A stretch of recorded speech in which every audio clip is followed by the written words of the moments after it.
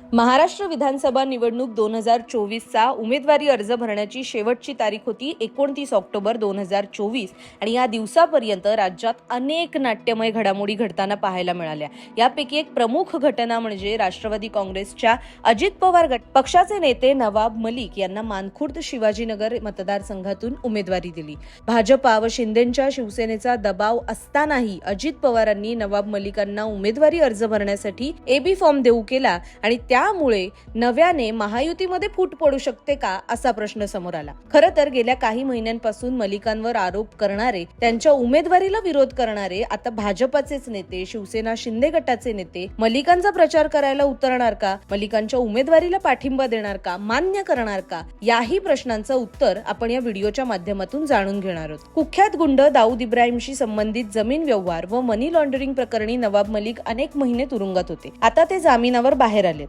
दरम्यान मलिकांना सुरुवातीपासून भाजपा व शिवसेनेच्या शिंदे गटाने विरोध केलाय। त्यांच्या उमेदवारीवरूनही या दोन पक्षांचा विरोध होता। मात्र हा विरोध असतानाही राष्ट्रवादीच्या अजित पवार गटाने मलिकांना उमेदवारी देण्याच्या निर्णयावरती ठाम राहण्याचं ठरवलं। त्यामुळेच आता महायुतीचे पक्ष नवाब मलिकांचा मानखुर्द शिवाजीनगरमध्ये प्रचार करणार का असा प्रश्न पडला होता, ज्यावरती भाजपचे आमदार व मुंबई भाजपचे अध्यक्ष आशिष शेलार यांनी उत्तर दिले। आशिष शेलार म्हणाले की महायुतीमधील सर्व पक्षांनी आपापले उमेदवार वैयक्तिकरित्या जाहीर करावे असं ठरलं होतं। विषय फक्त नवाब मलिकांच्या उमेदवारीचा होता।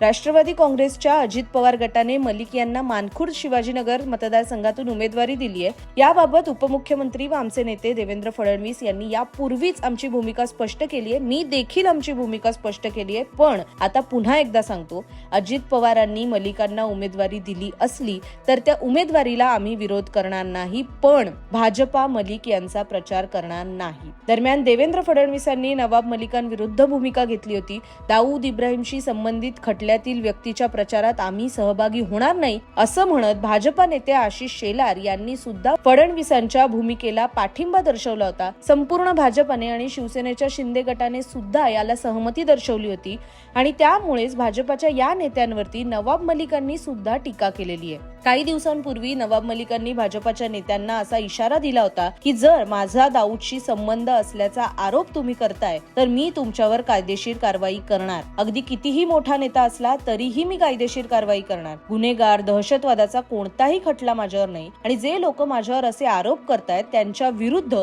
मी वरच्या न्यायालयामध्ये धाव घेणार, मी बदनामीचा खटला टाकणार। हे सगळे आरोप बिनबुडाचे आहेत असं नवाब मलिक म्हणाले होते। तर भाजपच्या प्रचार न करण्याच्या भूमिकेवरती सुद्धा मलिकांनी उत्तर देत, माझ्या प्रचाराला या असा मी आग्रह करत नाही, जनतेचं पाठबळ माझ्या पाठीशी आहे, या आधारावरच मी निवडणूक लढतो। मात्र दाऊदचं नाव माझ्याशी जोडलं तर मी कायदेशीर कारवाई करणार आणि मी माझ्या विचारधारेला कधीही सोडणार नाही असं नवाब मलिक यांनी TV9शी बोलताना स्पष्ट केलं। दरम्यान या प्रकरणी ठाकरे गटाच्या नेत्या प्रियंका चतुर्वेदी यांनी सुद्धा प्रतिक्रिया दिली आहे। त्या काय म्हणाल्या हे आपण पाहूया। बीजेपी ने जिस तरीके से नवाब मलिक का विरोध किया था, देवेंद्र फडणवीस जी ने बकायदा चिट्ठी लिखी थी अजीत पवार को कि आप इनको किसी तरीके से पार्टी में शामिल नहीं करेंगे, उनको अपनी लेजिस्लेटिव बॉडी में नहीं लेंगे, उनको टिकट नहीं देंगे। और अब उनके जो बोल हैं अलग अलग दिखाई दे रहे हैं। जिस तरीके से एबी फॉर्म भी एनसीपी अजीत पवार जी का गुट दे देता है उन्हें, फिर आकर आशीष शेलार जो इतना घोर विरोध कर रहे थे, जिन्होंने उनको दाऊद का साथी बताया, दाऊद का दोस्त बताया, दाऊद के साथ काम करने वाला बताया, उनको जेल में डाला, आज कह रहे हैं कि हम सिर्फ प्रचार नहीं करेंगे पर हमें उनके कैंडिडेचर का विरोध नहीं है। तो इसी से स्पष्ट होता है कि जो महायुति नहीं है, ये महाझूठी गठबंधन है जो सिर्फ सत्ता के को पाने के लिए साथ में एक साथ हुई है।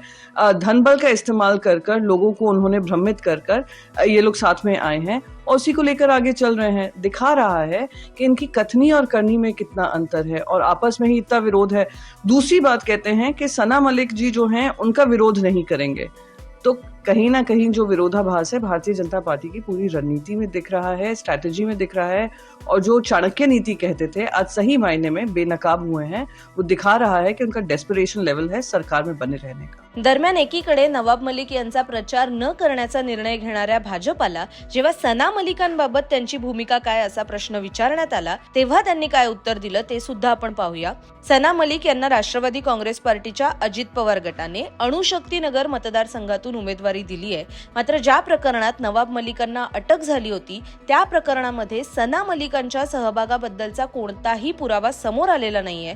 असा कोणताही पुरावा मिळत नाही तोवर सना मलिक या राष्ट्रवादीच्या अजित पवार गटाच्या म्हणजेच महायुतीच्या आणि पर्यायाने भाजपच्या उमेदवार असतील. त्यामुळे आमचा त्यांना पाठिंबा असणार आहे असं मुंबई भाजपचे अध्यक्ष आशिष शेलार यांनी स्पष्ट केलं होतं. एकीकडे नवाब मलिक निवडणूक लढण्याच्या भूमिकेवर ठाम असताना दुसरीकडे अजित पवार त्यांच्या समर्थनात असताना महायुतीच्या भाजप व शिंदे गटाने त्यांचा प्रचार न करण्याची भूमिका घेतली असताना खरोखरच मानखुर्द शिवाजीनगर मतदारसंघामध्ये निवडणुकीच्या मतदानाच्या दिवशी काय होणार आणि निकाल काय लागणार हे पाहणं औत्सुक्याचं ठरणार आहे. महाराष्ट्र विधानसभा निवडणुकीविषयीचे नवनवीन अपडेट्स जाणून घेण्यासाठी लोकसत्ता लाईव्हच्या YouTube चॅनलला आवर्जून सबस्क्राईब करा. पाहत रहा लोकसत्ता लाईव्ह.